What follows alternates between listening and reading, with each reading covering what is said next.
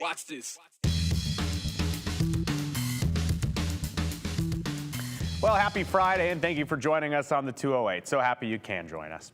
Well, it's been a very tough time for small businesses over the last 2 years and some change. The pandemic put heavy pressure on smaller operations that did everything they could to survive the pandemic. The community support across Idaho was pretty solid, but still, small businesses and restaurants are facing new challenges with inflation, supply chain issues, and hiring hurdles. For example, just yesterday, Petite Four, a Boise Bench restaurant, they posted on social media that after 4 years in business, they will essentially close their doors at the end of the month, saying, quote, "The price of doing business in the present market has outpaced profitability. We are a micro business without outside backing. We are not about to risk losing what we earned in a business that is so volatile right now." They add, quote, "Taking the present circumstances and our own mental and physical conditions in mind, we have decided to end it for now." Owners DK and Sarah, who didn't want to speak with us on camera today, but they did add that they were able to survive COVID and the shutdowns that we saw early in it because of the support of their customers through takeout orders. But with recent supply chain issues and now increasing prices across the board, it's just not feasible for them anymore. Now, the good news is they aren't completely closing altogether. They will still be open on just Saturday mornings for coffee and donuts, and they say that they still plan on doing some summer pop-ups here and there, so we'll keep you informed on that. But other restaurants are feeling that pinch too. Petite Four is just one of many examples. And with so many having to increase their prices to keep their doors open, it's a reality right now. But with all of that said, there is some good news. I checked in with Associate Clinical Professor of Economics at the University of Idaho, Stephen Peterson. Now, Professor Peterson explains to me that Idaho is actually in a unique position right now. We have a very robust economy, and we've had consistently high population influx, along with a lot of firms and jobs coming into Idaho. And so we've done very well. I don't see that abating. We have the second highest population growth over the previous decade. I think we were just behind Utah. We've been the fastest growing state for the last 5 years in a row. And then we've been in the top 5 since 1990. So these have been very long-term and sustained trends. So some really encouraging notes there from Professor Peterson, but the big caveat from him, the housing market, as we all know, it could complicate, I should say, the good economy news. Housing prices across the state, they continue to rise. Now, another thought from Peterson is for individual families. We're not talking about businesses now, we're talking about you, the viewer at home. With the crazy interest rates and inflation right now, it's important, according to Peterson, to keep a close eye on personal finances. We all know the inflation is crazy. It will have a very strong impact on your basically your real income. So inflation reduces your real income, and it can, under certain circumstances, reduce the real value of your investments as well. And so I think you need to keep a pretty close eye on that. Another note for you right now, this week is National Small Business Week. So with everything we just mentioned, get out there and support your favorites. And a matter of fact, today is also Support Local Gems Day here in the state of Idaho. Governor Brad Little signed a proclamation declaring May 6th as Support Local Gems Day. It's an initiative led by Senator Jim Risch, and it's meant to celebrate our local Idaho-owned and operated businesses. So everyone's encouraged to stop by and support your favorite local business today, whether that's by going out to dinner at your favorite Idaho restaurant tonight, or maybe buying a gift card from a local boutique for a future event. You can even just go leave a nice online review. That costs nothing, just a few minutes of your time. Again, though, just consider doing something nice for those businesses that are here for us in our community. How about that election coming up? We're 11 days out from the May primary right here in Idaho, and we're still getting questions that you sent in to our 208 text line, and keep them coming. But we got a text like this one from Kim, texted us during the show saying, quote, "You might let your viewers know that if they select a non-affiliate ballot, they will be voting for only the judges." And she's right. If you ask for an unaffiliated ballot, the only issues you're going to be asked to vote on are nonpartisan ones, so things like district judge and school bonds and levies. There will not be any political races on the unaffiliated ballot, but you can ask for a Democratic ballot, and that'll have everything that the unaffiliated ballot has, plus races between Democrat candidates here in Idaho. If you're curious what will be on your ballot, you can actually text the word VOTE, V-O-T-E, to our phone number, 208-321-5614. We will send you a link with all the information you need, and it comes in instant time, so you can start clicking right away. And also, again, keep sending us your questions about the election. We're going to answer as many as we can up and through Election Day, coming up May 17th. Okay, enough of the complicated and the serious news. Let's get to some of the fun stuff. And if you're looking for something to do this weekend that you really won't be able to do anywhere else, consider heading north to Riggins. This weekend, Idaho's whitewater capital will turn its attention from boats to bucking chutes for the annual Riggins Rodeo. Fun fact for you, the rodeo has been around since the late 1940s, and during the first full weekend in May, Riggins' population nearly triples as hundreds and hundreds come out to see the cowboys and cowgirls rope ride and race in the arena. And new this year, you've got to see this, mutton busting.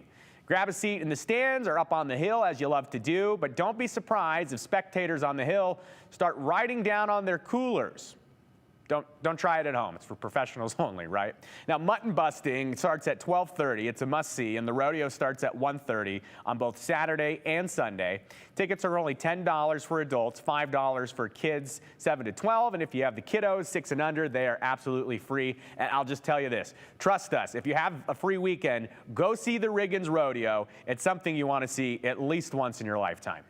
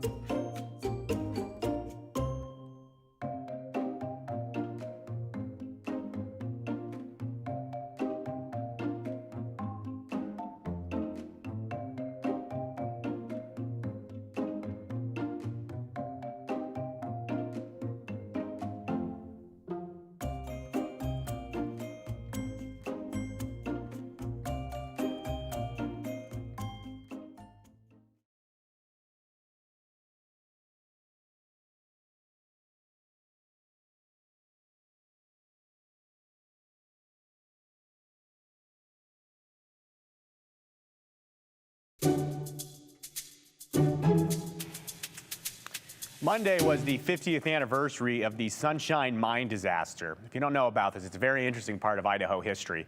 On May 2nd, 1972, the Sunshine Silver Mine near Kellogg, Idaho, was considered the deepest and richest silver mine in the nation, according to the Spokesman Review that year. Now, that year, it also became the deadliest. The Sunshine Mine disaster left a huge hole in the tight-knit mining community and hundreds of families without fathers.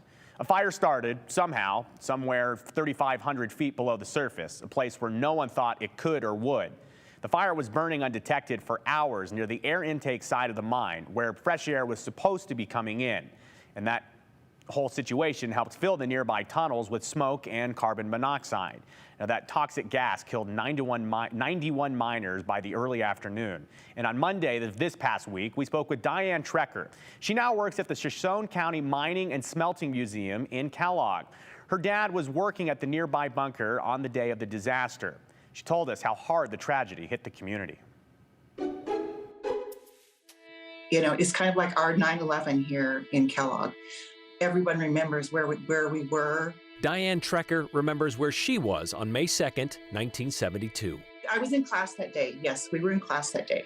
I was a senior in high school at Kellogg High School that year. That Tuesday morning, just after sunrise, 173 miners went to work at the Sunshine Mine. Around 7 o'clock is when they entered into the jewel shaft. Their entrance to one of the largest and deepest mines in the area, more than 100 miles of tunnels that reached more than a mile into the earth. If they're working at the lower levels, say 5,200, 5,400, they had to go down the jewel 3,700 feet, then get on a train and go a mile back to the 10 shaft. Then from the 10 shaft, it was at 3,700, they'd hoist them down to the level they're working at. A journey that would take some time. Probably a half an hour or Yeah, longer, at least a half an hour. During that time, word was spreading about a smell of smoke reported by men leaving the night shift. However, a fire in a hard rock mine was virtually unheard of. First of all, it's wet. Yeah. I mean, everything is wet. They have to pump water out all the time. Right around 11 o'clock, when the people were breaking for their lunch, the day shift was breaking for lunch, that is when they really started saying, we can't ignore this. And by 11:30 was when it was finally reported, or it was finally reported to the foreman's office. Smoke was so thick at that point, and it was starting to affect people at that point. They were starting to fall. They were collapsing from the carbon monoxide filling the tunnels. Monoxide, is odorless. And they found a lot of the people on 46, 48, 52, 54, sitting with their lunch open, their sandwich out, a couple had their cup of coffee balanced on their knee, and they just died. They never knew what hit them. By noon, the foreman at the 3,700 level declared an evacuation. It took a full 26 minutes for it to reach some of the men. And by the time it reached some of the men in the lower levels of the mine, the hoist was already out of operation because the hoistman had died. And there was no one there to operate the hoist to bring them out. Despite desperate attempts to use alternate escape routes, only 80 miners made it to the surface. So 93 men were still trapped underground at the end of that day. While a vigil formed above, rescue teams in small capsules were sent in to find the others. Little did they know, only 2 of them were still alive. Tom Wilkinson and Ron Flory were 4,800 feet below the surface. They'd found a storage room that happened to have a source of fresh air and water. They survived 7 days on their lunches and those of their dead coworkers. Tom and Ron walked out on May 9th and spent that night in the hospital. The next morning, they were served top sirloin steak and a beer and went home that afternoon. They were the lucky ones. 91 others were not. To this day, the Sunshine Mine disaster remains the deadliest mining accident in Idaho history. And it affected everybody in this community. Governor Cecil Andrus showed up the next day at the mine to join the families standing in vigil for hours in the days following. President Richard Nixon asked the Federal Bureau of Mines to investigate, and it soon became known many of the miners were unprepared for such an event. According to Diane, there hadn't been a lot of training for the men on how to use these self-resuscitators that were down there and that would have maybe saved their lives. Bob Bush's dad, Robert Warren Bush, was working in the Sunshine Mine that day as well. Bob was 23, just married, and just graduated from the University of Idaho and living in Arizona when he got the news. Bob returned to Kellogg for the 50th anniversary ceremony with Governor Little in attendance, and Bob told us about the impact the disaster had on him and the industry. My dad was the underground production foreman, and he was on the 3,700 foot level. I know that he had gone from 10 shaft headed to jewel shaft, which is right close to where the smoke intake was coming from upper workings. My guess is that's almost exactly where he died. And I grew up by the mine, so I knew virtually everybody. And I was a cager, which is basically an elevator that goes between the levels, delivering the men to their working levels. So yeah, I knew a lot of them, and it was pretty tragic when it happened, obviously. I had 6 of my classmates in my high school class at Kellogg High School that didn't make it out. So It wasn't easy at first, and I'm getting used to it now. I had a woman describe it to me today as Kellogg's 9/11. Everybody remembers where they were that day. Yeah.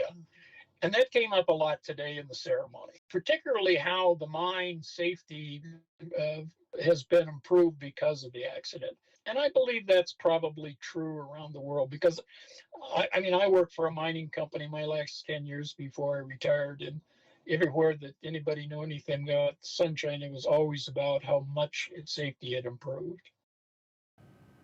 In 1974, the Idaho legislature approved funds to build a memorial on the site. Today, a 13-foot tall metal miner with a glowing headlamp with 91 miniature tombstones stand guard nearby. This past legislative session, lawmakers in the Idaho House passed the Miners Memorial Day resolution, meaning every year on May 2nd, they'll commemorate the contributions and sacrifices of miners throughout Idaho history in the 50th anniversary of the Sunshine Mine fire.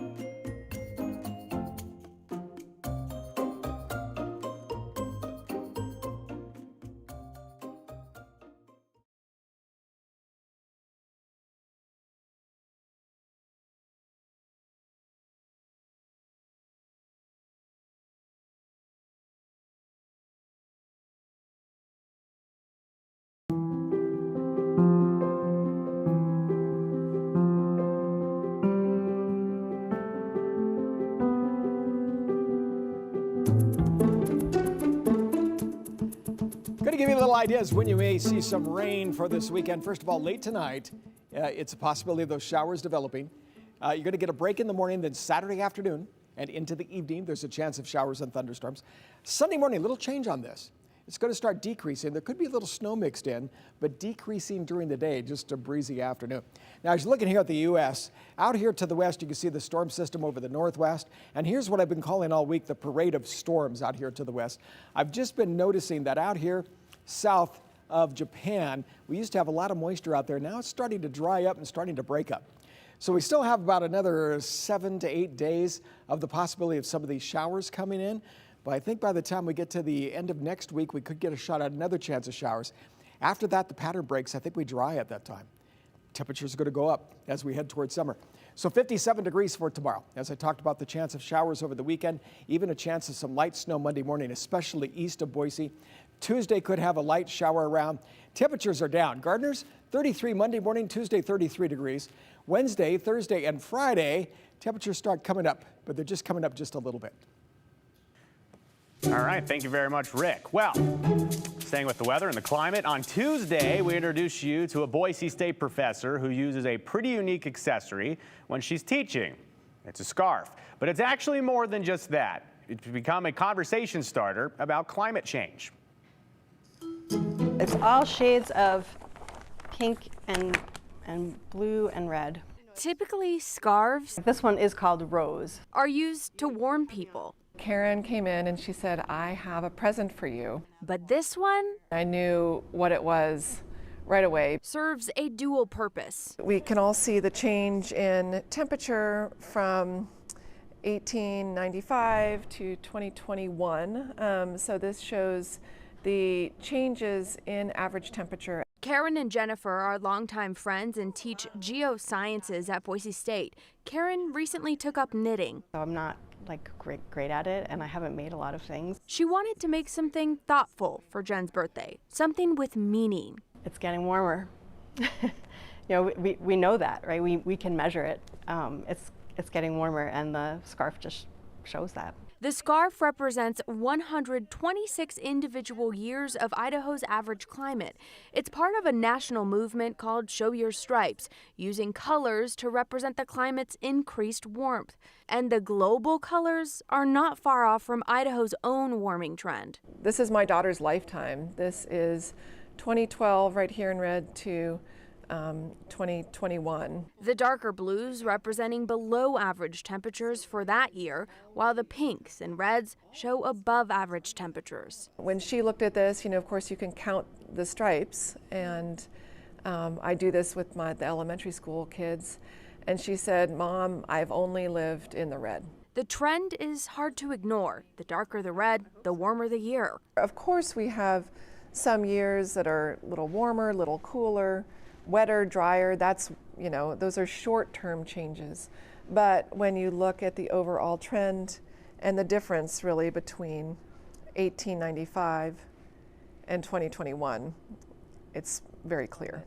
This is not a natural cycle. This is human caused. Jen wears a scarf as much as possible in hopes of it being a conversation starter. We're mostly in the warm times now. The scarf has had quite the adventure, roaming around in classrooms and lectures in Boise, to Las Vegas at a Geological Society of America meeting, and even to Alaska, backcountry skiing.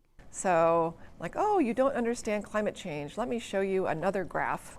And it turns out most people actually do not learn that way. This is a graph of sorts, but it's something that everyone can understand. And so that's why I think this is such a powerful tool of communication. But Pierce says starting the discussion about climate change only scratches the surface of what needs to be done to stop it. She says it starts by using renewable energy, hydro, solar, wind, geothermal, all clean sources of energy that are available right here in Idaho. We have technology that and we have clean energy that is not dependent on fossil fuels. So we know how to do this. So while the vibrant colors may make for a pretty scarf, She's taken it all over. She brings it everywhere. Jen and Karen don't want to see any more reds added to it. We need a better planet for my kids, for everyone's kids. It can't be too late because we do not have a planet B. This is our only planet. If you're interested, there's actually a website where you can plug in your location and it'll actually generate for you the climate stripes in your area. So we decided to see the differences in some of the states nearby. First, this is what the U.S. looks like as a whole from 1901 to 2021. Each bar represents the average temperature that year. So let's move on to Idaho. This is Idaho right here. You can see a lot of light blues in the early 1900s, changing over to lighter, then darker reds in more modern times. How about that popular place out west, California? Here's California. You can see the difference all over. Darker blues on the left, gradually increasing to darker reds on the right. For Karen, she says that this will probably be the only climate scarf she makes because she says it took a while to do all of that and all the different shades of colors. But really a drastic visual representation there. Appreciate them sharing that with us.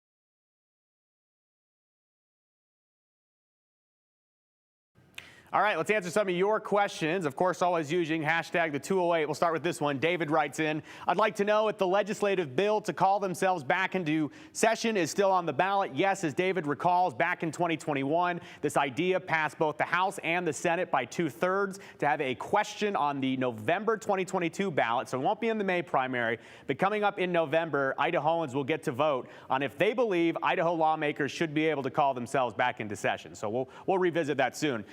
This person says, I can't wait for May 18th. No more obnoxious political commercials, text, or postcards. She wants to know, Susan wants to know if candidates believe they make a difference. I can tell you, I've talked to candidates. They tell me it's all about name recognition. So they try to get their name out there as much as possible. So that's the name of the game. I'll ask a few of them after the election if they want to reevaluate that opinion. But we're out of time. We missed a few questions here, but you can always find out the latest and greatest at ktvb.com. We'll see you Monday.